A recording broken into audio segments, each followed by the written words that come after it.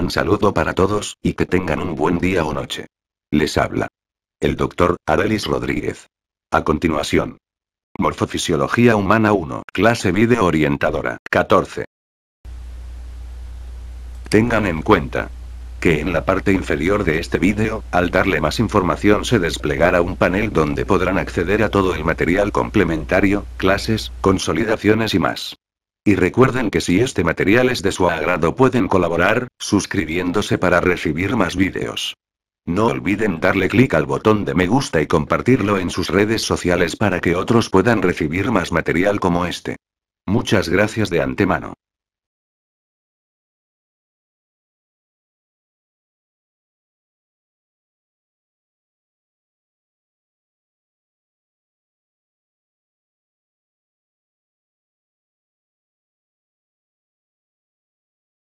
Saludos y sean bienvenidos. En la actividad anterior, orientamos el estudio de las características morfofuncionales de los tejidos básicos, en particular, los tejidos epitelial y conjuntivo general.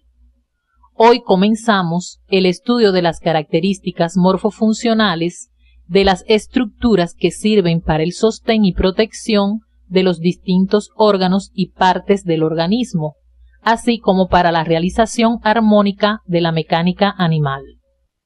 La imagen que están observando corresponde a una escultura realizada en bronce que lleva el nombre de Hombre cruzando la calle, del artista suizo Alberto Giacometti, con lo cual se demuestra que la locomoción humana no solo ha sido motivación para las ciencias, sino también para las artes. Con el estudio de estos contenidos, serán capaces de explicar las características morfofuncionales generales de las partes activa y pasiva del aparato locomotor, destacando las particularidades macroscópicas de los huesos y articulaciones, así como su clasificación internacional, además de las características morfofuncionales del tejido óseo y cartilaginoso, teniendo en cuenta sus variedades, localización e interrelaciones de sus componentes. Se denomina aparato locomotor al conjunto de órganos que realizan la función fundamental de la mecánica animal, la que incluye el desplazamiento del organismo y sus partes en el espacio y el mantenimiento de su equilibrio estático y dinámico. El aparato locomotor constituye una unidad bien definida desde el punto de vista ontogénico, anatómico y funcional. La unidad ontogénica está dada por su origen común a partir del mesodermo. La unidad anatómica por su constitución como un conjunto de huesos unidos por articulaciones y movidos por músculos, formando un sistema, y la unidad funcional por la participación de todos sus órganos en la mecánica animal como función esencial. Al igual que otros aparatos y sistemas orgánicos, el locomotor está sometido a la influencia de factores tanto internos como externos. Entre los internos se destaca la influencia de los sistemas endocrino y nervioso, que regulan las funciones tróficas o de nutrición, así como los estímulos para el crecimiento y desarrollo del organismo. Entre los factores externos, el más importante para el hombre es la actividad laboral, la que puede alterar el organismo, ya sea por la adopción de posiciones viciosas o por exceso de actividad en determinados segmentos del cuerpo en detrimento de otros. Por ejemplo, este trabajador de la selva africana tiene que llevar una importante carga sobre sus hombros por caminos difíciles, lo cual repercute negativamente sobre su columna vertebral y miembros inferiores. Otros factores externos son los ejercicios físicos y la nutrición. La práctica sistemática de ejercicios físicos armónicos para activar de forma homogénea las distintas partes del cuerpo, contribuye al mantenimiento de la salud. Esta otra imagen corresponde a un grupo de refugiados de un campo de concentración alemán, donde los nazis confinaron a 7 millones de personas, en su mayoría judíos, durante la Segunda Guerra Mundial. Observen cómo en sus cuerpos se aprecia el efecto de la desnutrición. El aparato locomotor, de acuerdo con la función mecánica que realiza, se divide en dos partes, una pasiva representada por el esqueleto constituido por la unión de palancas óseas y cartilaginosas mediante articulaciones, y otra activa, compuesta por los músculos que garantizan el desplazamiento de los segmentos corporales y del cuerpo en su conjunto. El esqueleto da sostén y forma al cuerpo, permitiendo que el mismo pueda realizar los movimientos para adaptarse al medio ambiente y modificarlo en su beneficio. Está formado por múltiples piezas óseas de diferentes formas y tamaños, unidas entre sí por articulaciones de estructura y función variadas. Tanto la constitución como la forma y el número de los huesos del esqueleto varían a lo largo de la vida. En la práctica docente podrán comprobar la gran variedad de formas que el esqueleto determina en cada individuo y las características específicas para cada etapa del ciclo vital.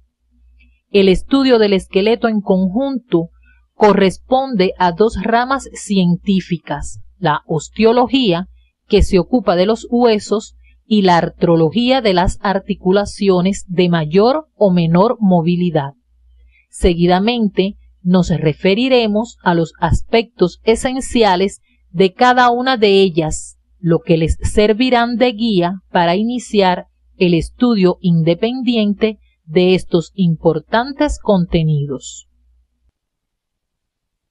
Siguiendo criterios topográficos y ontogénicos, el esqueleto se divide en una porción central o axil y una lateral o apendicular.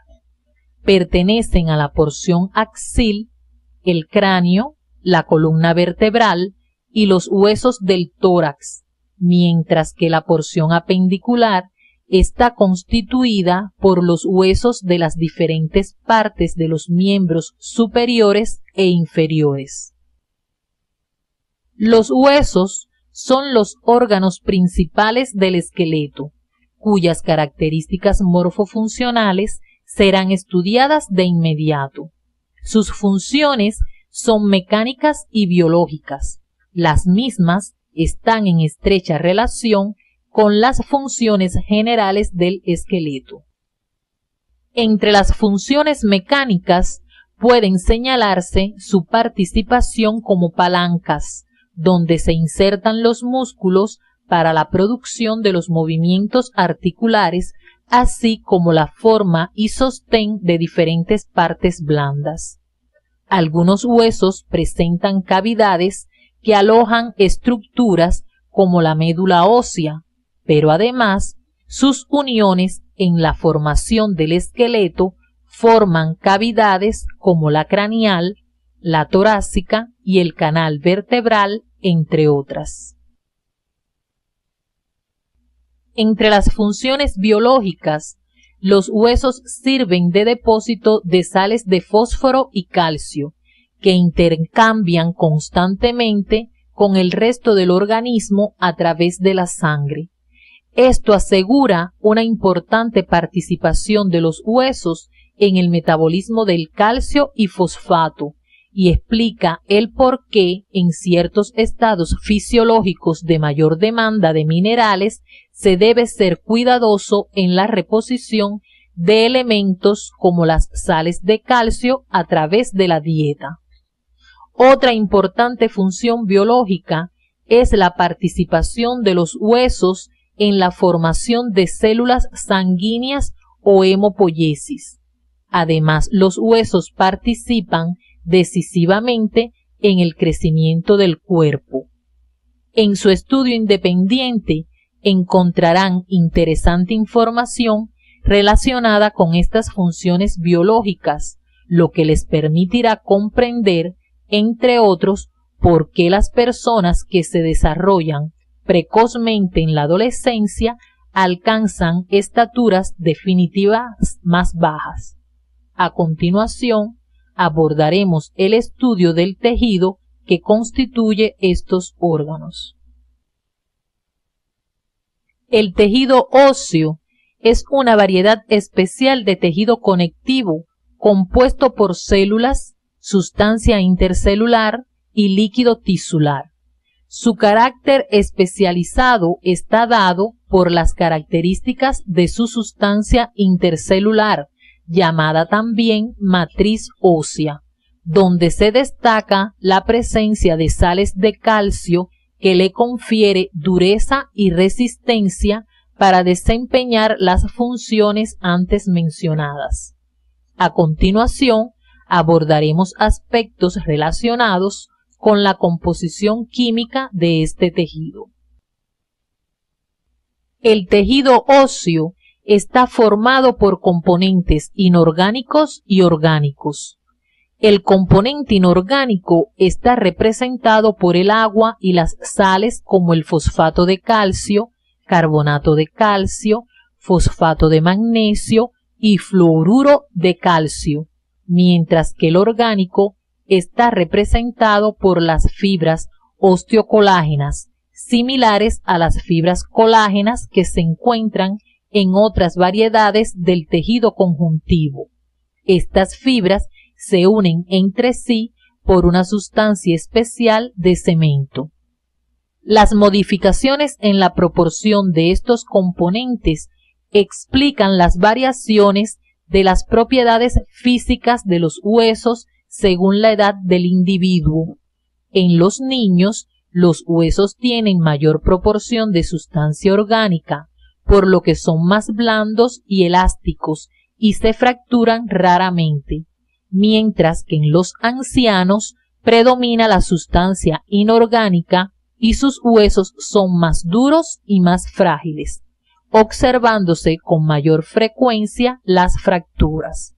A continuación, orientaremos el estudio de los componentes estructurales del tejido óseo, comenzando por sus células.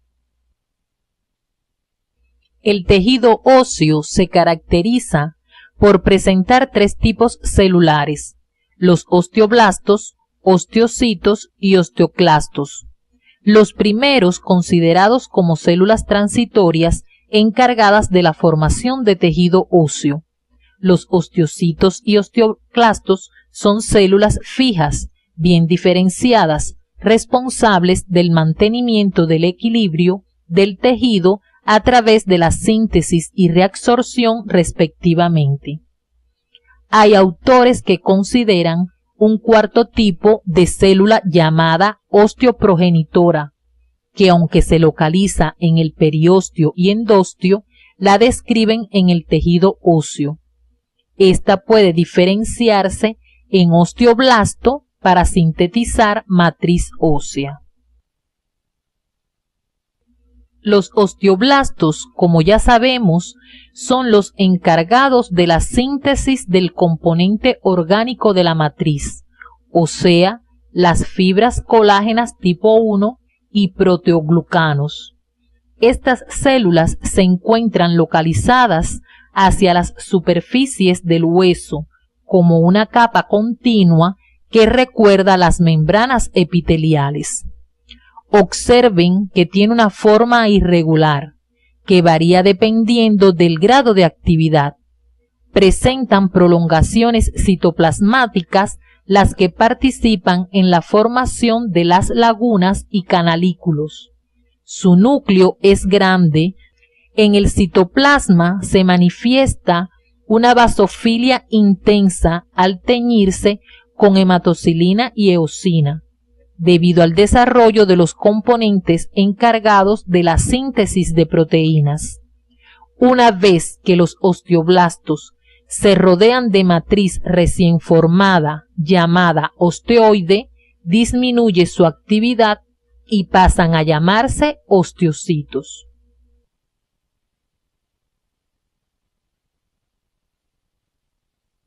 Observen en la imagen al microscopio electrónico un osteocito. Fíjense que es fusiforme, con prolongaciones citoplasmáticas más o menos alargadas. El núcleo es ovalado y de cromatina laxa, aunque generalmente, cuando decrece su actividad, se encuentra condensada. El citoplasma es escaso y con poco desarrollo de los organitos encargados de la síntesis de matriz. Tiene la función de mantener un equilibrio en la matriz y se localizan en las lagunas óseas. Los osteoclastos se originan de los monocitos. Son móviles de gran tamaño, multinucleados, de citoplasma ligeramente basófilo, el que se hace acidófilo a medida que las células envejecen y en el mismo se destacan abundantes lisosomas.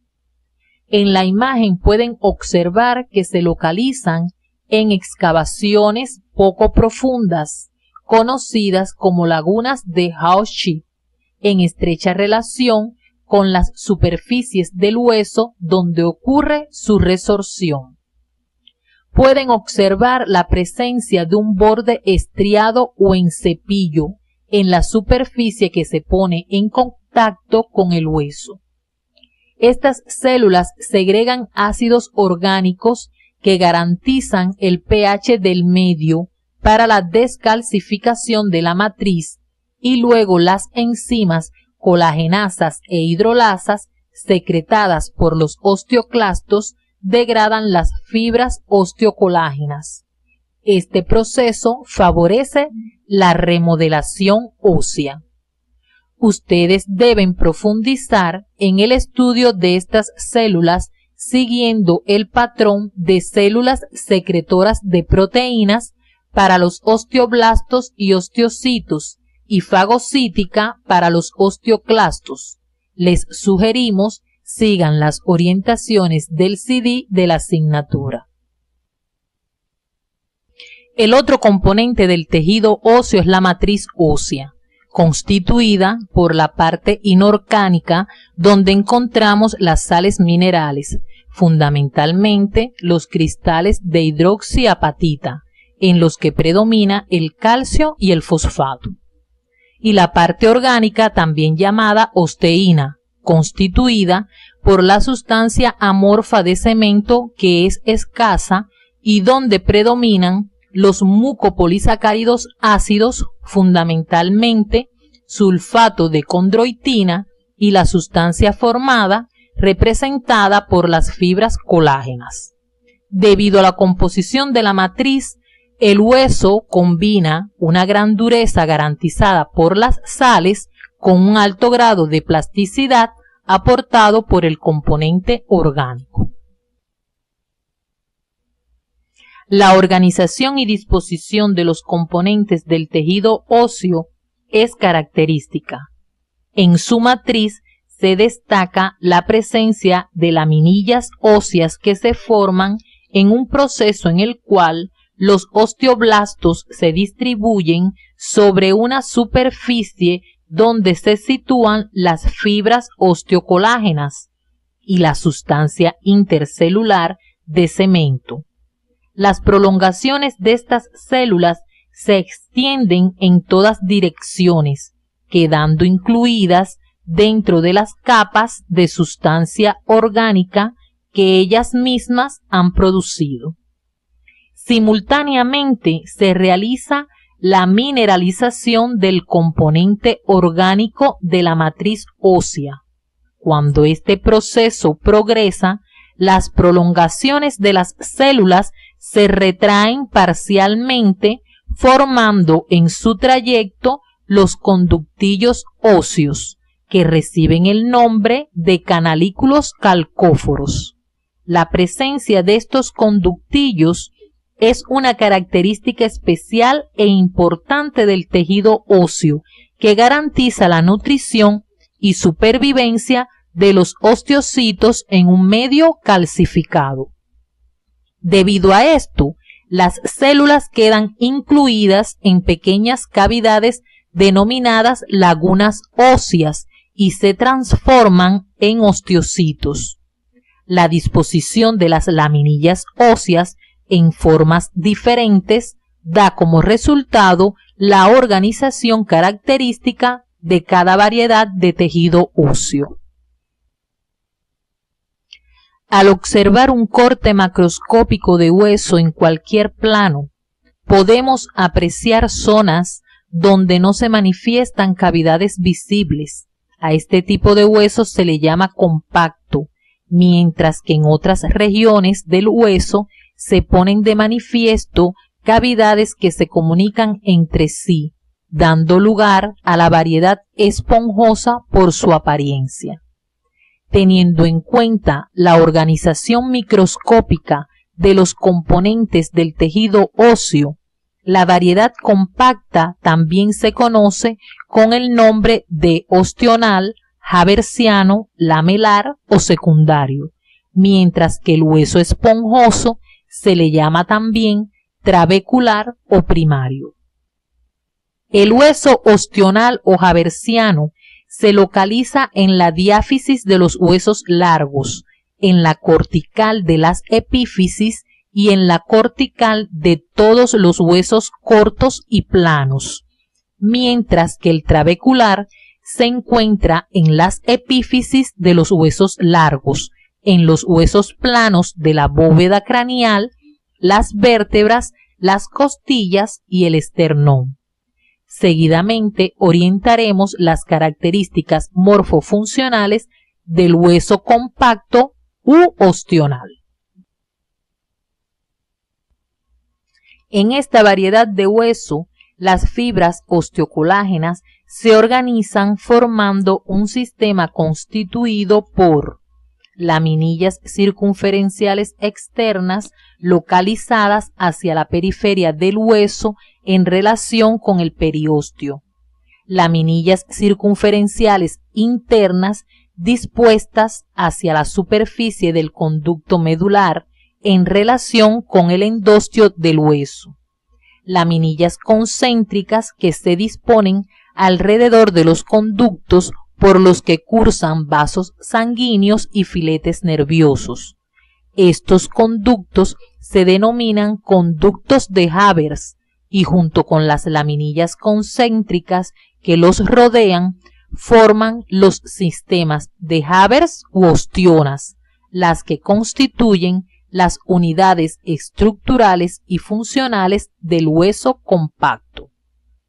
Los conductos de Havers siguen un trayecto recto, longitudinal, según el eje de la diáfisis y se comunican entre sí por los conductos de Volkmann. Los canalículos calcóforos se comunican entre sí y a la vez con el conducto de Havers, por lo que hay continuidad de todas las lagunas del sistema con dicho conducto central por donde transcurren los vasos sanguíneos, garantizándose de esta forma la nutrición de los osteocitos. El otro tipo de laminillas son las intersticiales, las que ocupan los espacios que quedan entre los sistemas de Havers. Se consideran restos de sistemas de Haber que han sido destruidos parcialmente en el proceso del desarrollo óseo. Hacia el centro de la figura pueden observar las trabéculas óseas, forma en que se dispone el hueso esponjoso.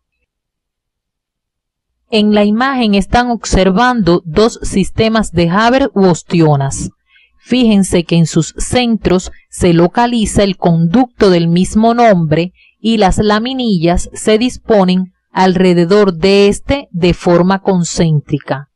Entre estas se disponen las lagunas con los osteocitos y comunicando las mismas los canalículos calcóforos. Por su parte, en la matriz del hueso trabecular, las laminillas no se disponen en sistemas, sino formando trabéculas en forma de red tridimensional. Estas trabéculas formadas por un número variable de laminillas óseas adoptan una disposición particular, la cual depende de las funciones mecánicas del hueso. Debido a la dureza del tejido óseo, es evidente que los osteocitos incluidos en las lagunas óseas no pueden crecer ni multiplicarse, ya que la matriz no puede expandirse desde el interior. El crecimiento del tejido óseo ocurre por el mecanismo de aposición, el que consiste en la formación o deposición de nuevas laminillas óseas sobre una superficie a partir de la diferenciación de las células osteógenas localizadas en la capa celular del periósteo, vaina de tejido conectivo que recubre la superficie externa del hueso. Por su parte, la nutrición de este tejido es característica, ya que la matriz ósea es totalmente impermeable debido a su mineralización y por lo tanto es imposible la difusión del líquido tisular a través de ella. La organización estructural del hueso formando los canalículos y la rica vascularización está dirigida en gran medida a posibilitar la nutrición de los osteocitos mediante la circulación del líquido tisular a través de los canalículos calcóforos. Aunque podrán encontrar en la literatura que los huesos se clasifican teniendo en cuenta diferentes factores, haremos referencia por su importancia a la clasificación que se refiere a su forma, utilizando para ello la proporción entre sus dimensiones espaciales de largo, ancho y grosor. Esta clasificación fue establecida en la época de Galeno y es aún aceptada internacionalmente en su esencia.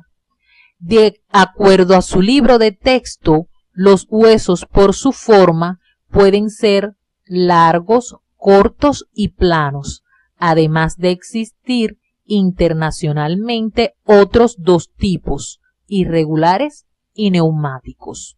Son largos cuando predomina la longitud sobre las demás dimensiones, cortos cuando las tres dimensiones están proporcionadas, planos cuando hay un predominio del ancho y del largo sobre el grosor, irregulares cuando no se evidencia la proporcionalidad entre sus dimensiones y neumáticos cuando el hueso presenta en su interior una cavidad llena de aire.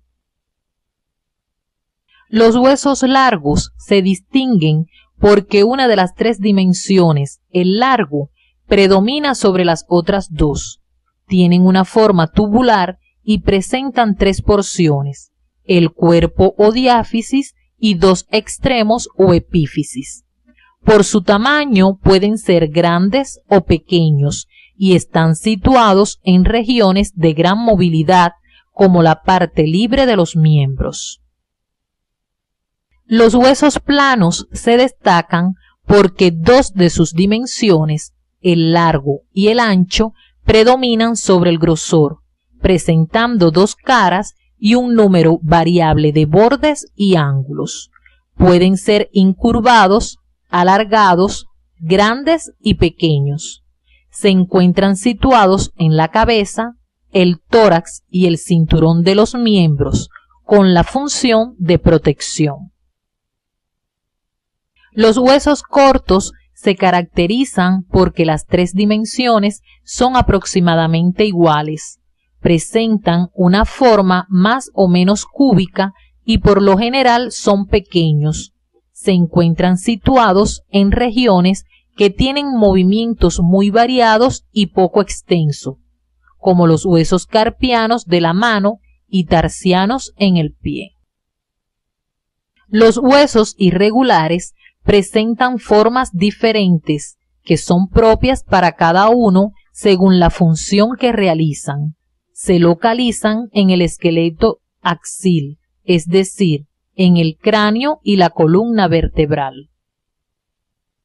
Los huesos neumáticos se caracterizan por presentar cavidades en su interior que contienen aire, denominadas senos. Tienen formas diversas y están situados en regiones cercanas a las vías aéreas, como la cavidad nasal, sirviendo además de protección a otros órganos. Los huesos largos constan de una porción central denominada diáfisis o cuerpo y dos extremidades más abultadas, las epífisis, donde se localizan superficies articulares cubiertas de cartílago y alino. Las epífisis están formadas por tejido óseo esponjoso que le da mayor ligereza, lo que es de gran importancia dado su gran volumen. Entre las diáfisis y la epífisis se encuentran las metáfisis. Mientras el organismo está en crecimiento, esta zona es ocupada por unos discos cartilaginosos que permiten el crecimiento del hueso en longitud, denominados discos metaepifisiarios. Las superficies óseas interna y externa, excepto las superficies articulares, están cubiertas por tejido conectivo fibroso, formando el endostio y el periostio respectivamente. La diáfisis de los huesos largos presenta una cavidad ocupada por la médula ósea denominada cavidad medular. Seguidamente abordaremos el proceso de formación de hueso conocido por osificación. La osificación se efectúa a través de dos procesos, la osificación intramembranosa y la endocondral. La primera ocurre en el interior de una membrana, donde las células mesenquimatosas se diferencian en células osteógenas. Este tipo de osificación es característica de los huesos planos. La osificación endocondral es característica de los huesos largos y cortos. Ocurre a partir de un modelo cartilaginoso similar al hueso a formar. Este cartílago de tipo hialino sufre modificaciones hasta ser sustituido por hueso. En los huesos largos, entre la diáfisis y la epífisis, existe una zona llamada disco epifisario o cartílago de crecimiento, que participa activamente en el crecimiento en longitud del hueso. Ustedes deben revisar de forma independiente ambos tipos de osificación y destacar sus diferencias, así como las características de las zonas del disco epifisario. Les sugerimos utilizar las orientaciones del CD de la asignatura. La anatomía de superficie aborda el estudio de los relieves de las estructuras del aparato locomotor sobre la superficie corporal. Ella permite un examen físico más completo de los pacientes. Es necesario tener en cuenta las variaciones que experimentan las estructuras musculoesqueléticas durante el ciclo vital y entre los sexos. La imagen ilustra algunas de las principales eminencias óseas reconocibles en la superficie corporal. Ellas son la clavícula, el reborde costal, las costillas y la incisura yugular del esternón. Con sus compañeros y la ayuda de sus profesores deben continuar identificando otras eminencias óseas que es posible reconocer por anatomía de superficie. El estudio imagenológico del organismo humano será profundizado a lo largo de su carrera, pero es necesario que desde ahora comiencen a relacionarse con este método, muy útil como medio diagnóstico de afecciones de las estructuras del esqueleto y para la evaluación del desarrollo óseo. En las radiografías de partes óseas pueden apreciarse bandas homogéneas de tonalidad blanquecina que corresponden a las zonas donde se localiza el tejido óseo compacto, el que al absorber con mayor intensidad los rayos X produce imágenes de radiopacidad. Las áreas de tonalidad más oscura o de radiotransparencia traducen una menor absorción de los rayos X, lo que les permite atravesar el tejido e impresionar la placa, característico de estructuras en las que el tejido es menos denso o presenta cavidades aéreas. Esta tonalidad es también propia de los tejidos blandos. En su estudio independiente pueden profundizar en este contenido teniendo en cuenta las orientaciones del CD.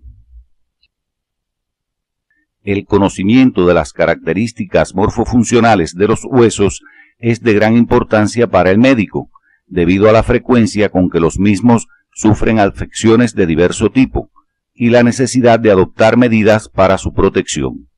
Una de las causas más frecuentes de lesiones óseas son los traumatismos. Estos esquemas ilustran algunas de las modalidades de traumatismo óseo y diferentes formas en que puede fracturarse un hueso en dependencia de la intensidad y dirección con que se ejerce sobre él la agresión física. Observen que el hueso puede quebrarse de variadas formas y llegar a romper la piel, quedando expuestas las partes óseas.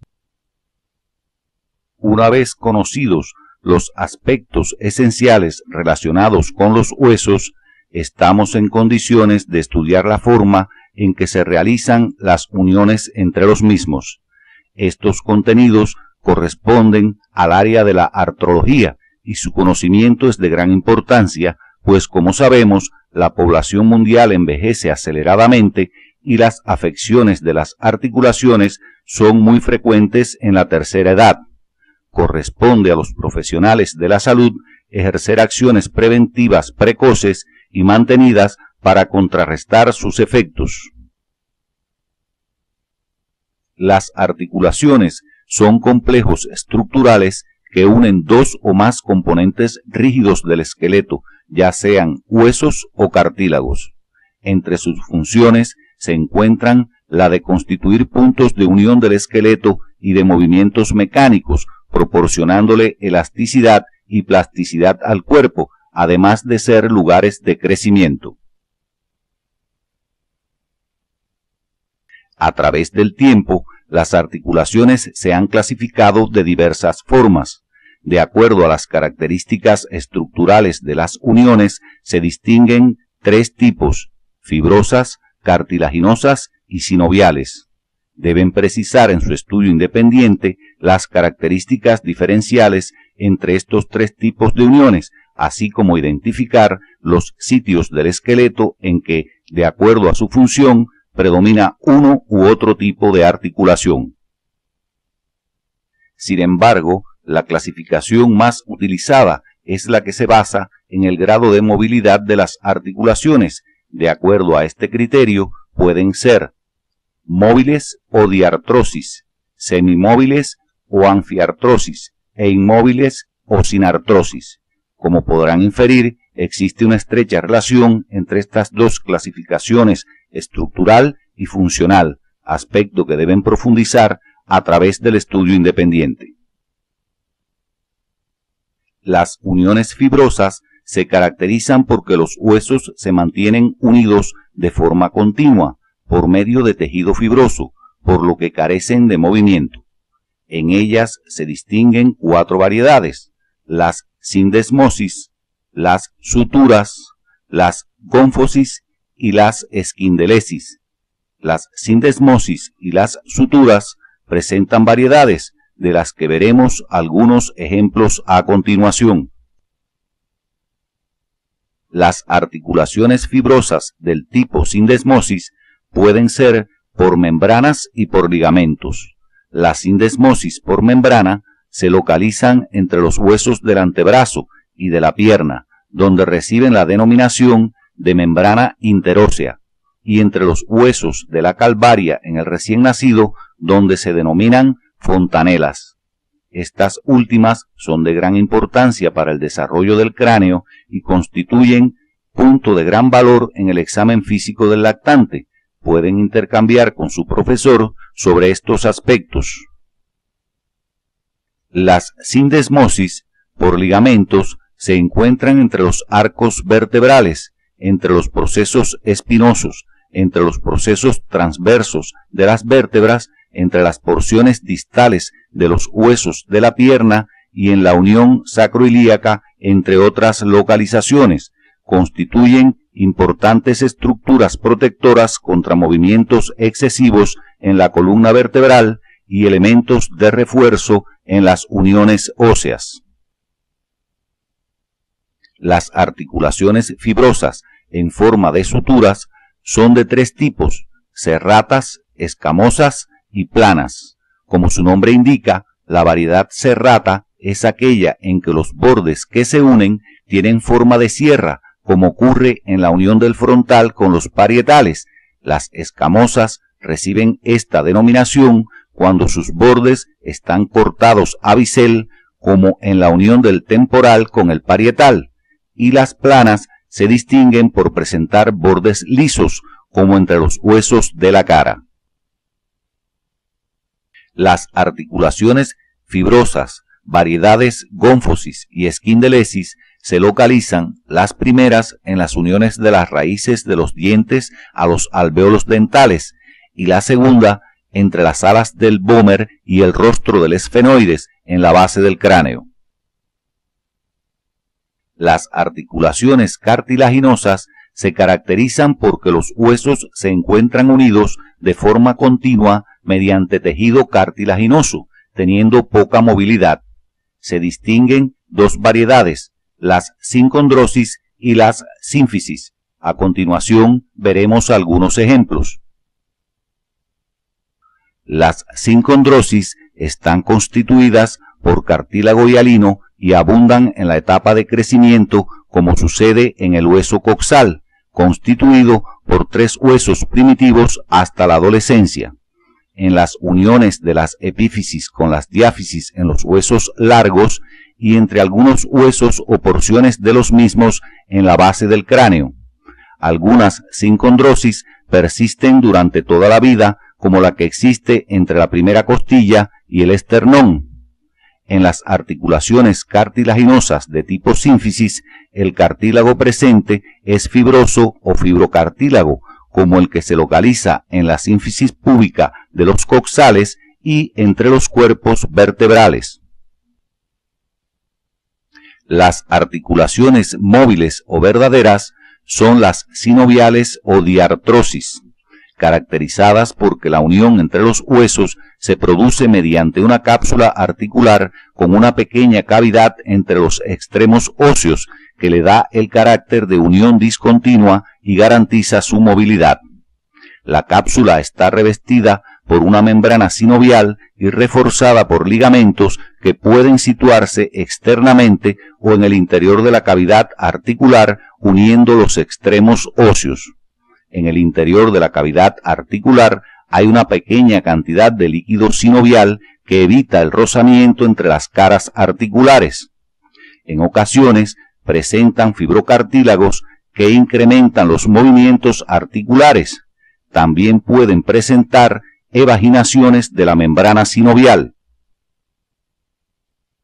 Las articulaciones sinoviales se clasifican de acuerdo al número y forma de las caras articulares y a la función o número de ejes de movimiento. Según el número de caras articulares, son simples cuando tienen dos caras articulares como la del hombro, y compuestas cuando tienen más de dos caras articulares como el codo. Son complejas cuando presentan un fibrocartílago intraarticular como la rodilla, y combinadas cuando están separadas anatómicamente, pero realizan una función conjunta como la temporomandibular. Según la forma de las caras articulares, se pueden clasificar en distintas variedades según su semejanza con segmentos de cuerpos geométricos conocidos.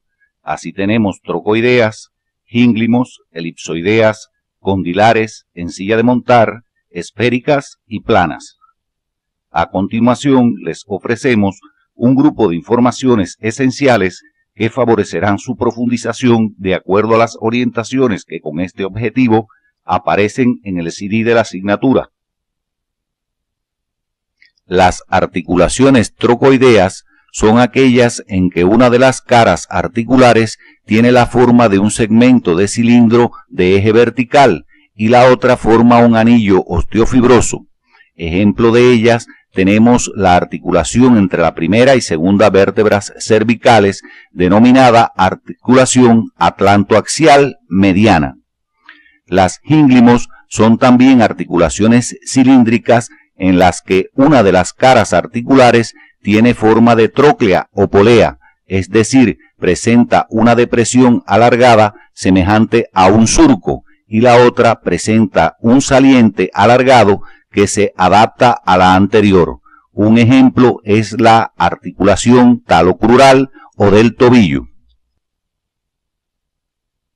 Las articulaciones elipsoideas presentan caras articulares en forma de segmentos de elipses, donde una de las partes es cóncava y la otra convexa. Un ejemplo de ellas es la articulación radiocarpiana. La articulación condilar constituye una transición entre el gínglimo y la elipsoidea y se caracteriza por una doble elipse en una de las partes que se corresponde con las caras articulares cóncavas de la otra. Ambas elipses pueden estar dentro de una misma cápsula articular o en cápsulas independientes. Ejemplo de ella es la articulación de la rodilla. Las articulaciones en silla de montar se caracterizan por tener en cada una de las caras doble curvatura, que son cóncavas en un sentido y convexas en el otro, semejante a la forma que presentan las entrepiernas del jinete sobre la silla de montar en caballo. Un ejemplo es la articulación esternoclavicular. En las articulaciones esféricas, las caras articulares tienen la forma de segmentos de esferas que se corresponden entre sí recíprocamente. Ejemplo, las articulaciones humeral y coxofemoral, entre otras. En las articulaciones planas, las caras articulares son segmentos de una esfera de gran tamaño. Ejemplos de ellas son las uniones entre los procesos articulares de las vértebras y entre los huesos del tarso y del carpo. Por último, tenemos la clasificación de las articulaciones según su función o ejes de movimientos. Entre ellas tenemos las monoaxiles, que se mueven en un solo eje, como las articulaciones trocoideas y gínglimos. Las biaxiles son las que se mueven en dos ejes. Entre ellas encontramos las elipsoideas, condilares y en silla de montar. Por último, las poliaxiles son aquellas que se mueven en tres ejes y tienen forma esférica o plana. Durante su estudio independiente pueden realizar un cuadro comparativo entre las articulaciones por las formas de sus caras articulares y función, siguiendo las orientaciones del CD de la asignatura. Las uniones óseas con frecuencia resultan afectadas por traumas que distienden su cápsula o que alteran la posición de las partes óseas. El esquema representa una luxación de la rodilla con ruptura de ligamentos y desplazamiento de los extremos óseos. Un adecuado dominio de las características morfofuncionales de estas estructuras les ayudará en la realización de acciones de prevención, diagnóstico, tratamiento y rehabilitación de este tipo de eventos. Las articulaciones pueden ser estudiadas en el individuo vivo con el uso de las radiografías simples. Ellas nos permiten apreciar la forma de las caras articulares, su posición y la distancia o separación entre las mismas, que se manifiesta como una línea de radiotransparencia denominada interlínea articular, debido a la presencia de cartílago que no absorbe los rayos con la misma intensidad que el tejido óseo. Seguidamente abordaremos el estudio de uno de los tejidos que constituyen estas articulaciones. El tejido cartilaginoso tiene la característica de combinar la dureza y la flexibilidad y está desprovisto de vasos sanguíneos y linfáticos.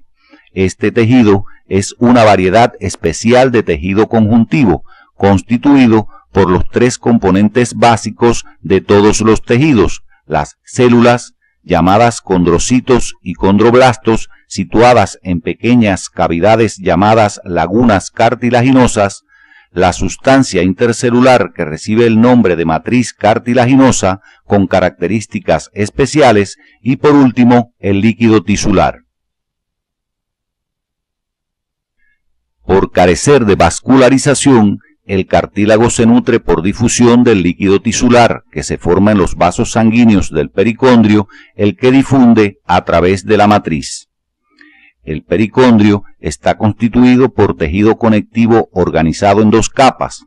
La más externa es rica en fibras colágenas y capilares, pero escasa en células, mientras que la capa interna presenta abundantes células y pocas fibras. Es importante tener presente que en los lugares donde el cartílago carece de pericondrio, como por ejemplo las superficies articulares del cartílago hialino y el fibrocartílago, la nutrición se efectúa directamente del líquido sinovial. Por su parte, el crecimiento del cartílago, a diferencia del hueso, se efectúa por aposición o exógeno, intersticial o endógeno. En su estudio independiente, deben profundizar en las características particulares de estas formas de crecimiento. A continuación, orientaremos el estudio de las características morfofuncionales de sus componentes, comenzando por las células. Los condrocitos son células esféricas u ovaladas, con un núcleo central grande donde se distinguen uno o dos nucleolos, como pueden ver en la imagen. Se disponen en grupos en lagunas cartilaginosas en el seno de la matriz que ellos segregan. Dependiendo de la actividad del cartílago, estas células tienen dos estadios funcionales. Cuando el cartílago está en etapa de crecimiento activo, reciben el nombre de condroblastos. Estos poseen las características de las células especializadas en la síntesis de proteínas, un citoplasma granular fino y generalmente basófilo, debido a la presencia de ribosomas libres y de retículo endoplásmico rugoso y aparato de Golgi bien desarrollado y numerosas mitocondrias alargadas. Como ya sabemos, estas células producen su propio medio, garantizando las funciones del cartílago. Esta matriz tiene características específicas y dependiendo de esto existen tres variedades de cartílago. La matriz cartilaginosa es firme y maleable, está constituida por sustancia intercelular de tipo amorfa y formada, las que garantizan las propiedades del cartílago. La sustancia amorfa la forman los glucosaminoglicanos sulfatados y no sulfatados, lo que permite la difusión del líquido tisular y con ello de sustancia desde los capilares hasta las células y viceversa. Además le confiere la capacidad de soportar peso, sobre todo en aquellos lugares donde existe movimiento constante, como en las articulaciones. Por su parte, la sustancia formada está constituida por las fibras colágenas y elásticas que constituyen el componente orgánico de la matriz. Dependiendo del tipo, proporción y disposición de sustancia intercelular, existen tres tipos de cartílago: hialino, elástico y fibroso. Seguidamente abordaremos algunos elementos que le ayudarán a comprender sus características. El cartílago hialino presenta un color blanco perlado translúcido en estado fresco. Es el más abundante en el organismo y tiene aspecto homogéneo. Sus células se disponen en grupos isogénicos de 3 o 4, rodeadas de una cápsula de mucopolisacáridos denominada matriz territorial o cápsula del cartílago, que se tiñe con la técnica de Paz. En la matriz cartilaginosa se destaca la presencia de las fibras colágenas, de tipo 2 de pequeño diámetro que no se visualizan fácilmente al microscopio óptico, ya que tienen aproximadamente el mismo índice de refracción que la sustancia fundamental amorfa. La sustancia fundamental amorfa tiene el aspecto de una sustancia gelatinosa de naturaleza mucoproteica, cuyos grupos sulfatos intensamente ácidos le dan la basofilia y el carácter metacromático, con colorantes especiales como el azul de toluidina. El crecimiento de este tipo de cartílago se efectúa por aposición e intersticial y se localiza en las superficies articulares, cartílagos costales, cartílagos alares de la nariz, cartílagos de los bronquios y la tráquea y en el esqueleto del feto. Garantiza las funciones de apoyo, soporte y superficie de deslizamiento. En el cartílago elástico, las células son similares a las del hialino. Tienen la misma forma esférica, aunque menor cantidad de grasa y glucógeno. Se rodean por la matriz territorial, formando una cápsula gruesa. Están distribuidas aisladamente o formando grupos isogénicos de 2 o 3 células. En la matriz se destacan abundantes fibras elásticas, las cuales forman una red densa que con técnica de coloración fucsina-resorcina se observan de color oscuro. Este tipo de cartílago crece por aposición e intersticialmente y se localiza en el pabellón de la oreja, conducto auditivo externo, epiglotis y algunos cartílagos de la laringe. Garantiza las funciones de apoyo con cierto grado de flexibilidad. En la variedad de cartílago fibroso, los condrocitos se encuentran distribuidos aisladamente o en parejas, formando hileras en estrecha relación con las fibras colágenas. La sustancia fundamental es poco visible, excepto la matriz territorial o cápsula fina que se tiñe intensamente. La sustancia formada es la que predomina. Se organiza en haces paralelos de fibras colágenas, lo que la distingue de los otros tipos de cartílago. Este tipo de cartílago carece de pericondrio, por lo que su crecimiento se efectúa solamente de forma intersticial. Por sus características constituye una transición entre el cartílago hialino y el tejido conjuntivo denso. Se localiza en las regiones en que el tejido está sometido a presiones, desplazamientos en sentido lateral y tracción como discos intervertebrales, las ínfisis del pubis, las zonas de inserción del tendón y los meniscos de articulaciones sinoviales como la rodilla. Es importante que profundicen en estos contenidos por su bibliografía, siguiendo las orientaciones del CD de la asignatura. Al terminar la actividad de hoy, arribamos a las siguientes conclusiones. El aparato locomotor está constituido por estructuras anatómicas organizadas en dos conjuntos de acuerdo a sus funciones.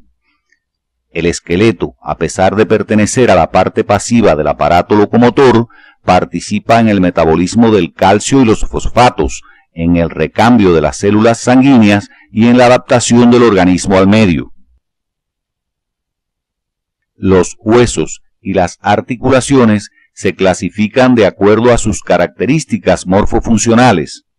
Los tejidos óseo y cartilaginoso son conectivos especiales y sus variedades dependen de las características y organización de su matriz, la que junto a sus células garantiza el cumplimiento de sus funciones.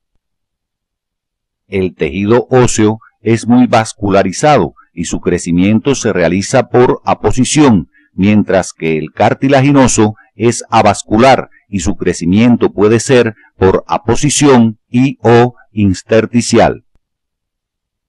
En la actividad de hoy hemos orientado los aspectos fundamentales que les facilitarán el estudio del aparato locomotor, particularmente referido a su parte pasiva, cuyo conocimiento será muy útil en su labor futura.